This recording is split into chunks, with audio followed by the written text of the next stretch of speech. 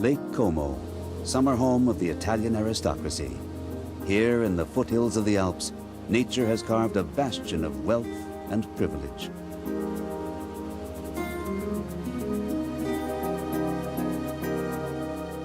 But beneath the idyllic facade lies a turbulent past, for Lake Como is deep, and there are mysteries buried here.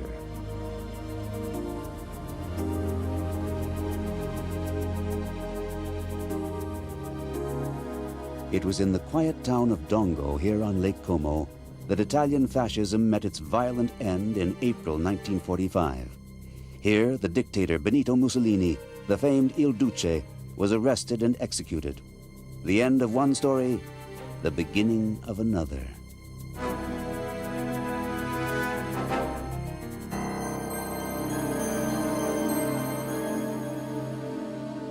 For in the hours after Mussolini's death, his multi-million-dollar fortune disappeared.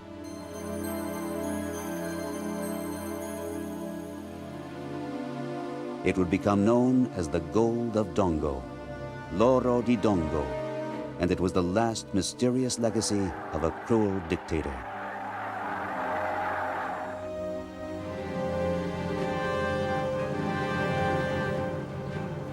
We are setting out on a hunt to track down this legacy, a treasure hunt across Lake Como and into the past. To follow the trail of the missing millions, we must unravel a political puzzle that will take us back more than 5 decades.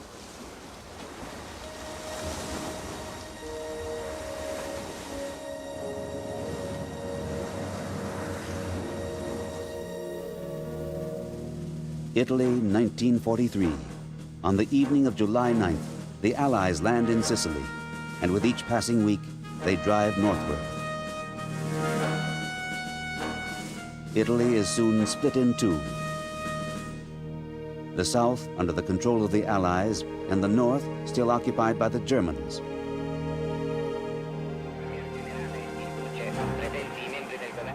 Benito Mussolini, who had ruled this land with an iron fist, is deposed by the liberation government in Rome.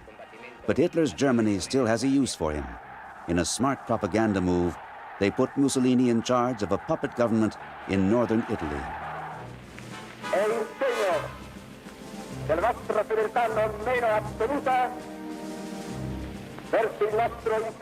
A shadow of his former self, Mussolini now rules only half a kingdom. From September 1943 on, his social republic exists for the sole purpose of supporting Hitler's military policy.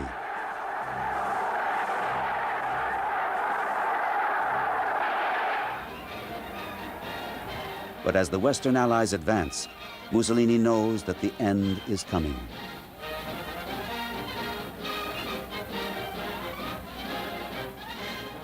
On April 25th, 1945, the Allied troops are just south of Milan. Mussolini grasps at every possible straw. He dreams of reactivating his pre-war diplomatic connections with England and writes to Prime Minister Winston Churchill. Imaginary, illusory dreams. The letter is never sent. When his last negotiations with the liberation government in Rome fail, Mussolini can no longer close his eyes to reality. He knows he must flee. The fascists assemble one last time before the prefecture in Milan. Mussolini bids the cheering crowds farewell, then sets off north towards Germany. His escape route will take him from Milan to Lake Como.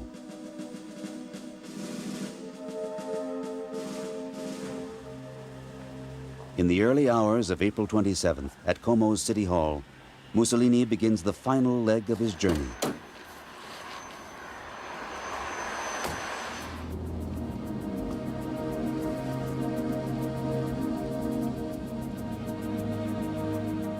He does not flee alone. His mistress and his political entourage are with him, escorted by hundreds of German soldiers.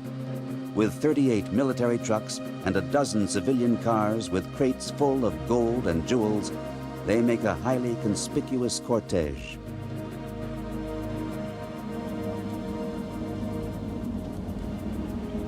On the 30-mile route between Como and Dongo, not far from the Swiss border, Mussolini's fate is sealed. The narrow lakeside road leads him straight into the arms of the partisans, Italy's resistance fighters.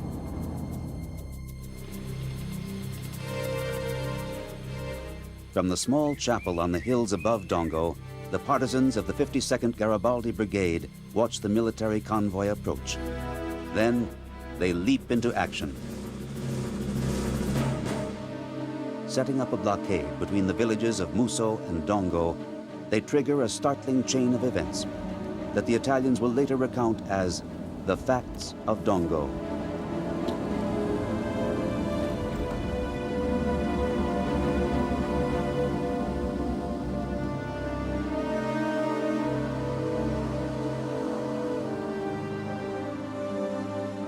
When the partisans stop the convoy, they have no idea that they have made such a valuable catch. In fact, it is only after several hours that they recognize Mussolini. Later still, they discover the treasure of gold and jewels, the getaway reserves of the fascists. Vilma Contini is one of the last surviving witnesses of these events.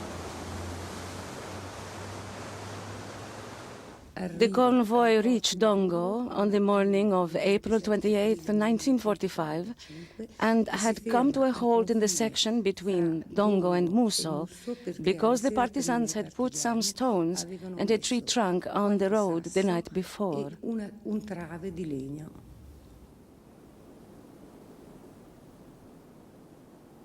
While all the Italians in the convoy were arrested, at this point their identity was still unknown. A partisan from Dongo, a certain Negri, climbed onto a truck. A German soldier gave him a sign and pointed to a soldier cowering beneath a German army overcoat. The partisan uncovered him and saw that it was Mussolini. He quickly climbed down from the lorry and called another partisan by the name of Guillermo, who then arrested Mussolini. Mussolini was taken, together with all his captured ministers, to the ground floor of the town hall in Dongo. The names of 31 arrested fascist officials are on the partisans' list. Captive number 30 is the ex-duce, Mussolini. Not only the prisoners are taken to the town hall, a confiscated fortune also lands here. Money, gold, and jewels are all registered with great precision by the partisans.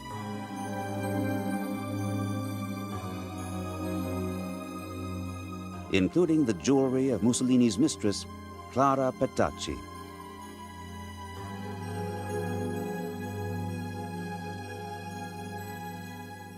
"50 years later, the paper trail is still there for us to follow. Detailed lists of gold coins, gold bars, Italian and foreign currency, which the fascists had been taking with them. The hoard also includes 2 sacks of wedding rings, the so-called Fatherland's gold, donated by patriotic Italians to finance Mussolini's early Ethiopian campaign. After the war, it would be calculated that $66 million of fascist government reserves had been spread out in the rooms of the town hall.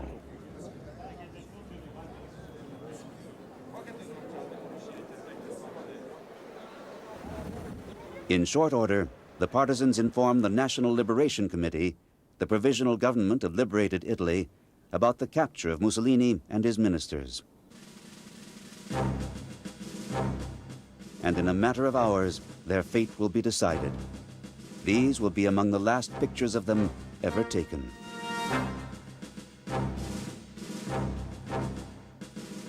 On the morning of April 28, 1945, Lieutenant Walter Audizio of the Resistance's military command appears before the town hall of Dongo. In front of the assembled partisans, he carries out the command from Milan: execution.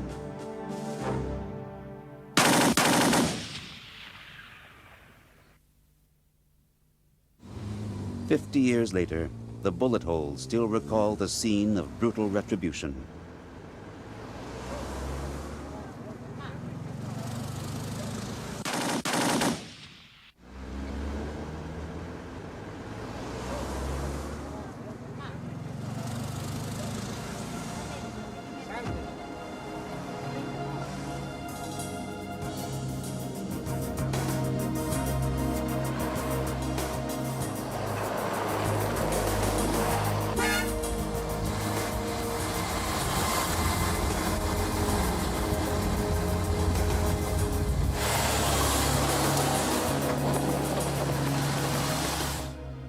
Mussolini and his mistress Clara Petacci are not among those killed in the square.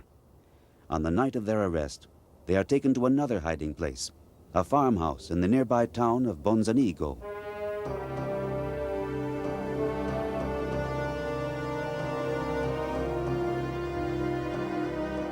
The following day, at 4 o'clock, a Fiat 1100 pulls up. They are escorted on their last journey, a journey of only a few hundred yards. Just down the road, before the gate of the neighboring Villa Belmonte, the death sentence is carried out. The two are shot, and the bloody last chapter of Italian fascism draws to an end.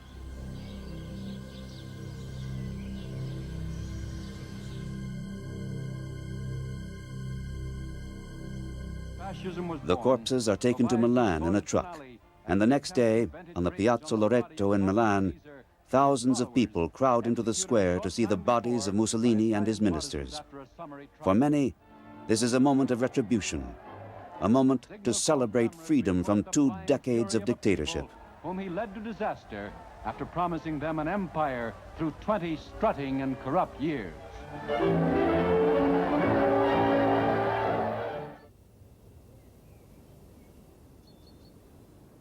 For Michele Moretti, political commissioner of the 52nd Garibaldi Brigade, this is his finest hour. He and his small troop have brought down the dreaded fascist leader.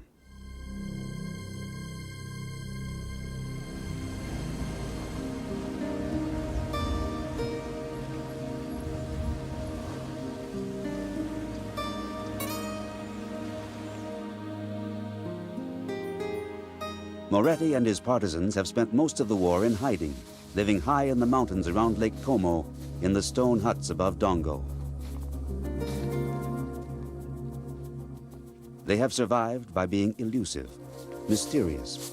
But now, in their moment of triumph, they will find themselves at the center of an even greater mystery.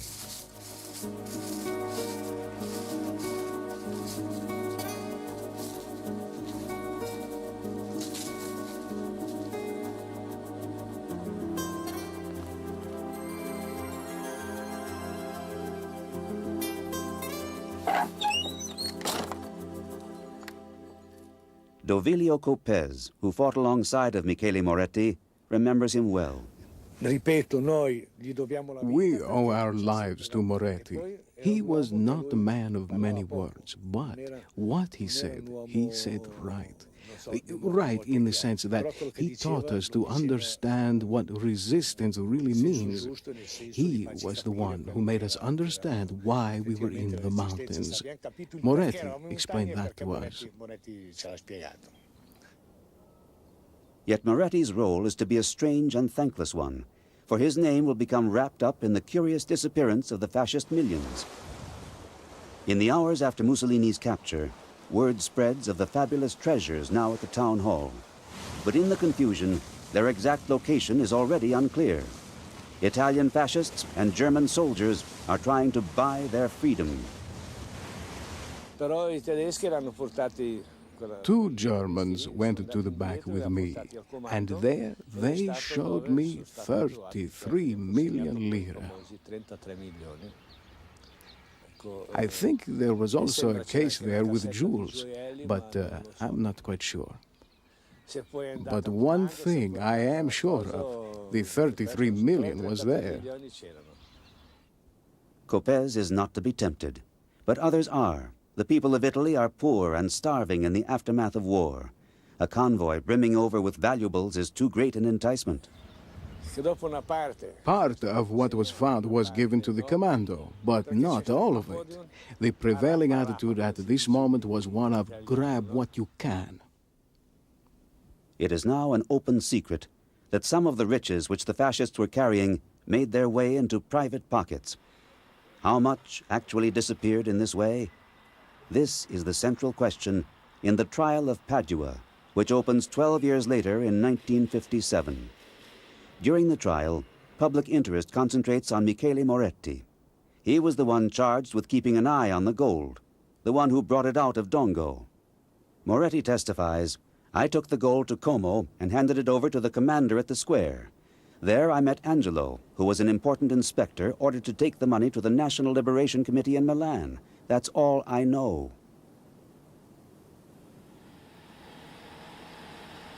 The trial of Padua fails to solve the mystery of the missing treasure. To the end, the suspicions cast upon Moretti overshadow his whole life. He dies in poverty, a bitter and lonely man.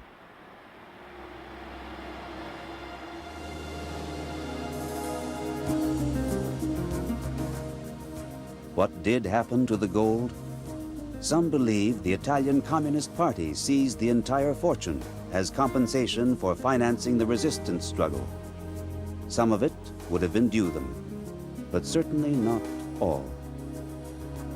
Yet there are others who are convinced that the partisans only got their hands on a tiny portion of the money, and that most of it still lies on the bottom of Lake Como. Is this just a small-town legend, or do the waters of Como still hide millions of dollars in gold? The trail of history takes us further along the shores of the lake. For when the convoy was halted at Dongo, the partisans did not have enough troops to hold 200 heavily armed German soldiers. And so, while Mussolini was detained, the Nazis continued along this road on their way north, carrying at least part of the treasure with them.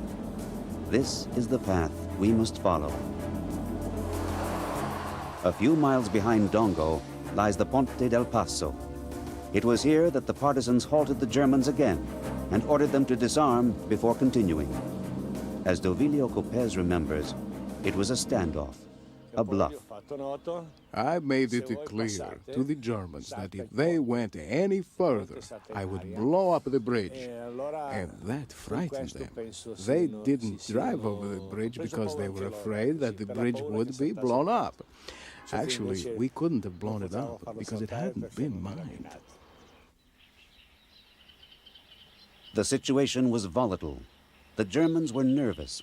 They were trying to flee the country, weighed down with crates of gold and cash, a cargo now too hot to handle. In the confusion at the bridge, the Nazis decided to secretly unload the treasure into the lake.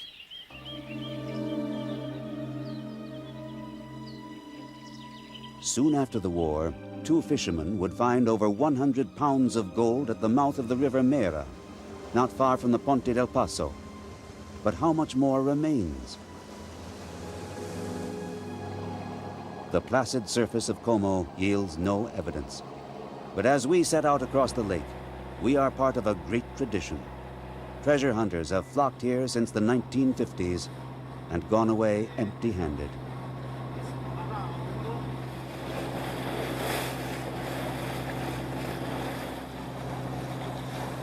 The depths of the lake may still hold clues, and if they do, this man will understand them. Emilio Rota. Emilio knows Lake Como. He is a diving instructor who always keeps a wary eye out for Mussolini's treasure when plunging to the depths. Right now, he is taking us to the place where the Nazis sank their crates of gold.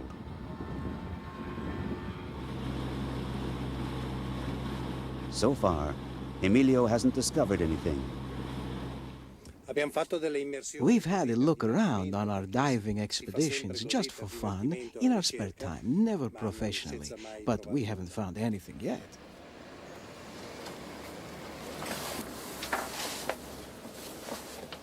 Rota does not laugh at our attempt to find secrets, which others may have discovered before us. He too believes in the sunken millions.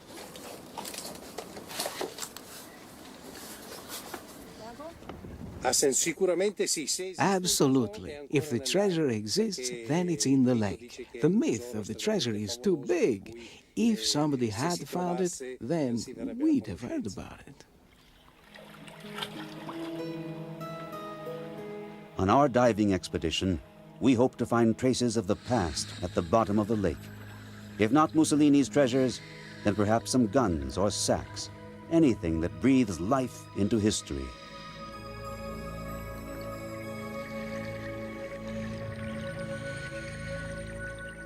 But the bottom of the lake is murky, we find only mud and algae.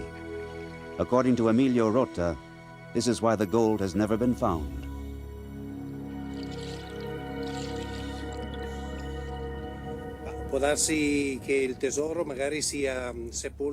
The treasure was hidden where the water is full of algae. There are also several meters of thick sludge in this place. This makes the search very difficult.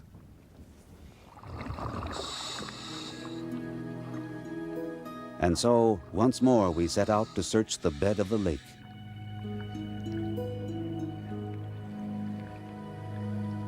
But here, too, the past has slipped out of reach. If there are treasures, then the lake has long since claimed them for its own.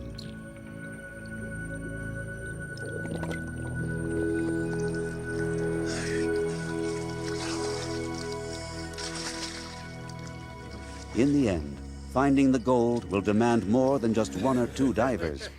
It'll take massive manpower and a full range of high-tech equipment. Until now, the hunt for the treasure has only taken the form of a leisure time activity. A thorough search has yet.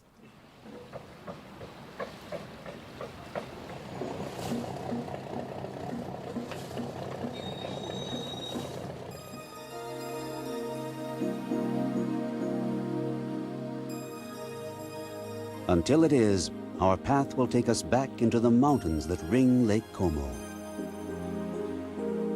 There are stories here that have not gone away after 50 years. Mysterious stories, like the ones about the partisans Luigi Canali and his partner Giuseppina Tuisi. The trail leads to these two lovers, who were intimately connected with the gold of Dongo. Tuisi was the one who kept the accounts of all the confiscated money. Some said she and Canali were traitors. Others, that they were murdered when they refused to hand over the entire fortune to the Communist Party. Their deaths are still shrouded in mystery. And as for the whereabouts of Mussolini's millions, once housed here at the town hall, nobody will say. But once a year, everyone gathers in Dongo's town square to relive the story of Mussolini's arrest. Once a year, the partisans meet to commemorate their past. They are the last witnesses of a violent time.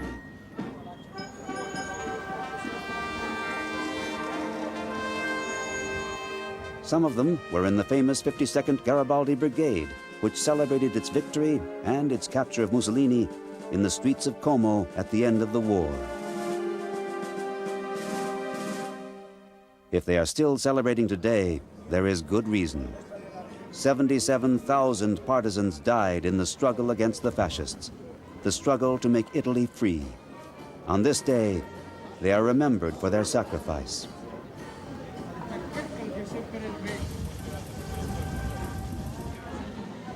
This is the partisans' final legacy, a legacy more priceless than gold, even 66 millions in gold.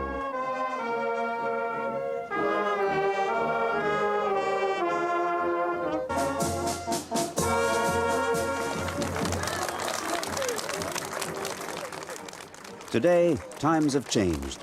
The festivities are being held in the rooms of the town hall, where 50 years ago, Mussolini's ministers spent their last hours.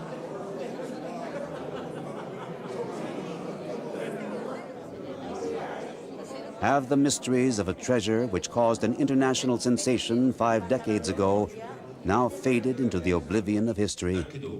Or does the occasional fortune hunter still search for the pot of gold?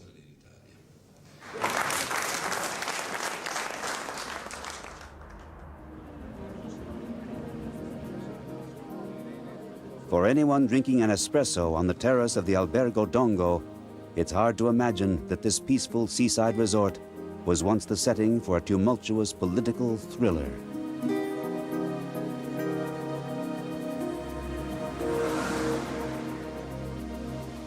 Perhaps the fascists' treasure really did make some people very rich.